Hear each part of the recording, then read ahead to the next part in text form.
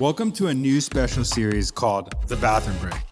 That extra 10 minutes you either have to listen to marketing tips or use the bathroom or both. But I don't recommend both, but that's your choice. This collab is going to be super fun. We have Daniel Murray from the Marketing Millennials and me, Jay Schwedelson from the Do This Not That podcast and subjectline.com.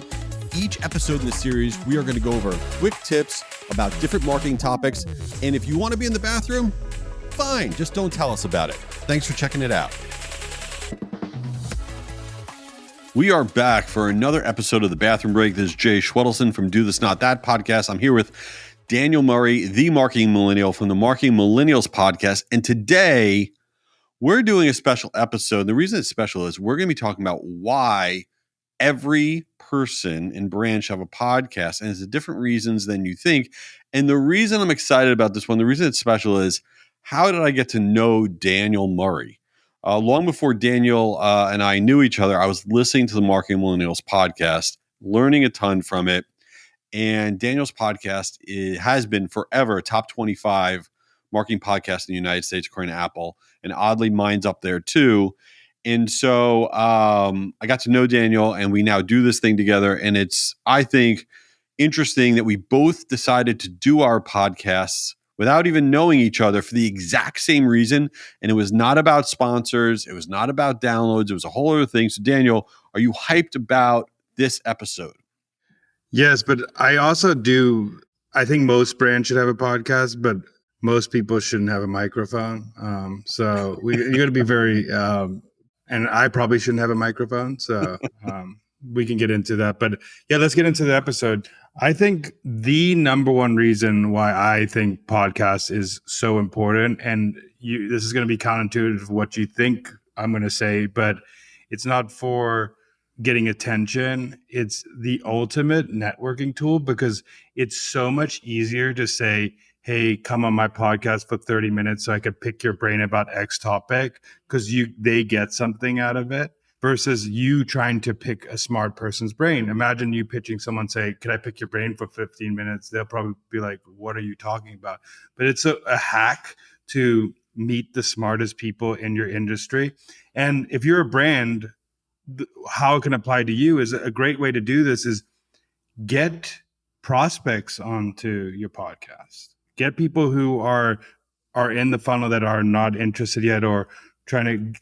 This will get them more in your ecosystem. You can learn their pains. It's a great way to get information from them. So it's a good soft touch for also prospecting into certain accounts that you're trying to do in B2B. So that is one of my biggest reasons. It is the absolute reason, in my opinion. It is to get to know people that are otherwise hard to get to know. It's an account-based marketing program to break into accounts that you want to work with. And I'll give you a real life example right here.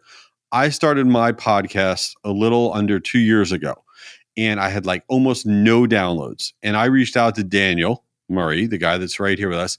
He didn't really know me from a hole in the wall. And I said, would you come on my podcast? And he was nice enough to say yes. And the secret sauce there, and the reason I wanted Daniel was he had a big podcast. I knew he'd give my show credibility. It was like social proof. And here's the secret sauce about podcasting. The reason people that have podcasts go on other people's podcasts is there's no better way to grow your podcast than to go on other people's podcasts. That's it. That's the best way to grow your podcast. So people that have podcasts are pretty open to going on other podcasts. And so, great example, I was trying to get to know Neil Patel. The dude, I would email him, couldn't get anything, couldn't get anywhere. I invited him on my podcast. He came on my podcast because people want to get out there, right? And they know, oh, I'll go on this podcast, whatever. And fast forward, you get to know the guy a little bit, and he did my show. And so if you're thinking about podcasts, like, well, nobody's going to download it, no one's going to care. It's not about that. It's about this ability to do networking. So why else have a podcast though, Daniel? First of all, I think we should tell everybody the truth. That episode that Jay recorded with me never aired on Do This Not That podcast. Wait, we really should talk about that. That's a very, very funny topic. So Daniel did come on early on. He was like my first guest. I didn't know what I was doing. Okay. And so I interviewed Daniel and it was horrible. It was the most boring bad episode. It wasn't your fault. I think it was my fault. No, I told you that this needs to be a 15 to 10 Yes. minute podcast. Why are we recording for 50 minutes right Yeah, now? you So did. And then literally, I never aired it, which, by the way, I have ghosted a bunch of people. I have recorded a lot of episodes that I never aired because I think they suck. I don't air it, which is a whole other episode about you don't need to put out all the content you create if it sucks. But sorry about that, Daniel. Super awkward to be talking to you right now about this. one thing I'm going to repeat that you said that's very important for any marketing is it's this concept called like for like. And if you're trying to grow anything, you getting someone in the same median as you. So like if you have a newsletter, it's good to collab with other people who have newsletters because they're those audiences are already reading newsletters. People consume media differently. So some people are the people who are listening to podcasts are probably looking for other podcasts to look at. So it's a great way to get downloads. But I'll go for number two, why I think podcasts are a great tool, and it kind of has something to do with attention, but it's one of the greatest content marketing tools in my opinion, because what you could do with a podcast is you can clip it for short form video platforms. You can turn it into a blog post.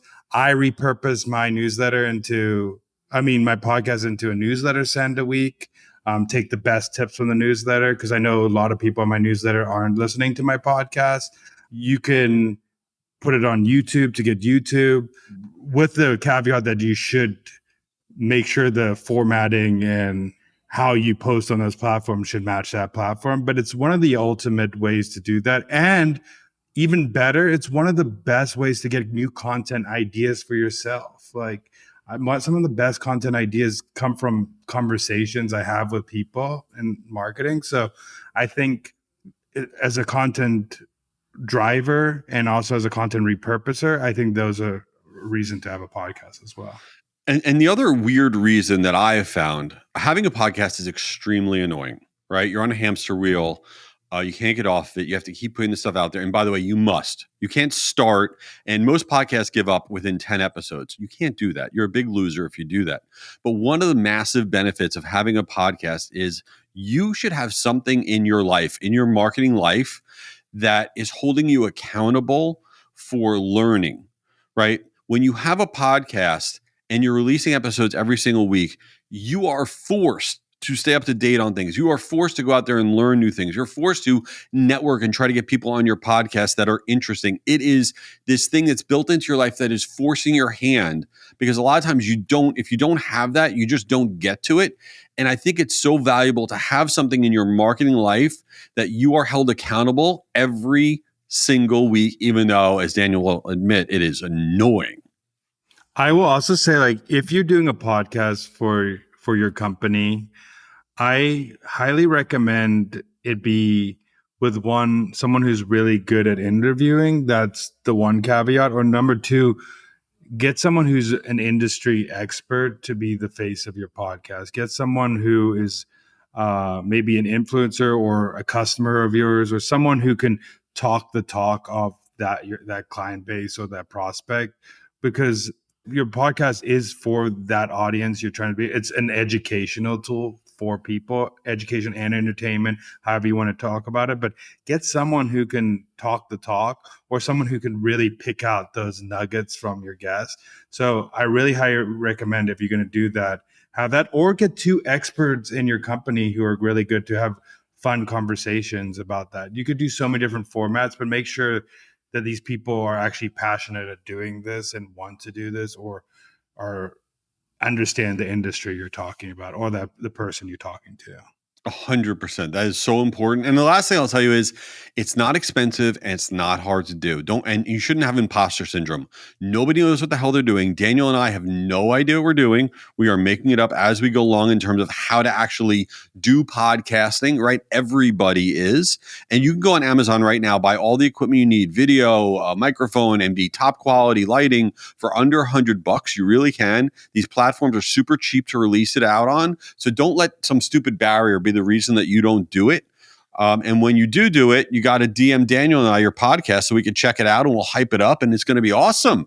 Right? Yeah. If you start your podcast and from this episode, please send it to me. I will listen. I will review it. I will hype you up. I'll add it into my newsletter. I'll do something for you because I think it's a great way to get your voice out there, and it's just a great way to meet people. So go do it today.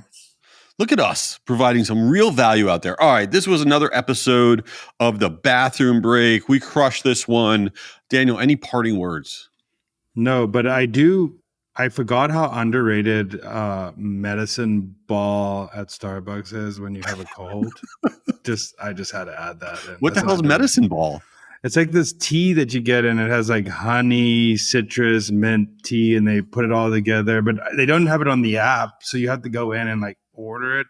But it's so good when you have a cold. Dude, you got to put that in your newsletter. I've never heard of medicine ball. I didn't know if that was like 8-ball. Can I say that on the podcast? I don't do that, by the way, if anybody's wondering. I mean, he's going back to college. Jay actually is teaching a course at University of Florida, so he's trying to be with it with all the right. The no, exactly. I'm the opposite of with it. All right, y'all. We'll see you at the next one. Later. Daniel, come on, man. I got to get back to work. Get out of there. All right. While he's still in there, this is Jay. Check out my podcast, Do This, Not That, for marketers. Each week we share really quick tips on stuff that can improve your marketing, and I hope you give it a try. Oh, here's Daniel. He's finally out. Back from my bathroom break. This is Daniel. Go follow the Marketing Millennials podcast, but also tune into this series. It's once a week, the bathroom break. We talk about marketing tips that we just spew out, and it could be anything from email, subject line, to any marketing tips in the world. We'll talk about it. Just give us a shout on LinkedIn and tell us what you want to hear. Peace out. Later.